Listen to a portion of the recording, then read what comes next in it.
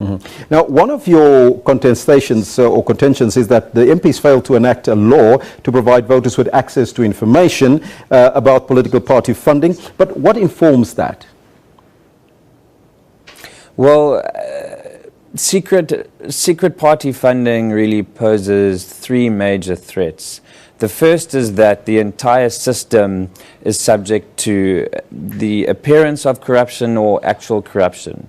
And that corruption comes in various forms. It can be give and take corruption or quid pro quo, where you give me something in exchange for something else. But that's actually not the main type of corruption that we're concerned with.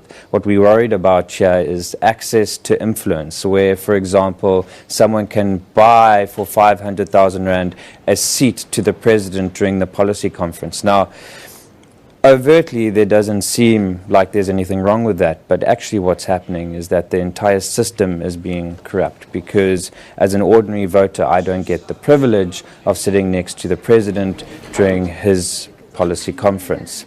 That's the first threat. The second threat is that it actually creates political inequality, where those with money and access to influence have a greater say, and so therefore it dilutes the power of a single vote accorded to every citizen. And the third threat, which we've identified, is that the current system of secret party funding is completely out of kilter with the type of society envisaged by the Constitution. It's very clear in the preamble to the Constitution and in our founding provisions, which sets out the extraordinary mandate for our political representatives, that they will be subject to a dispensation that is based on the principles of openness, accountability, and transparency. And so, in other words, secrecy really isn't in the language of the Constitution. And that's why we went to the Constitutional Court, to uphold the Constitution and hold political parties to account. Now, that's a very strong, persuasive argument, but what is the counter-argument from MPs?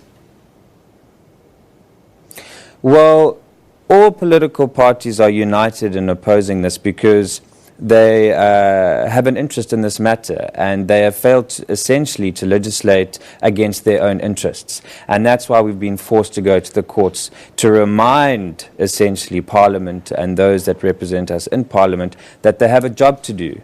And in this case, legislation is needed in order to give effect to our rights under the Constitution.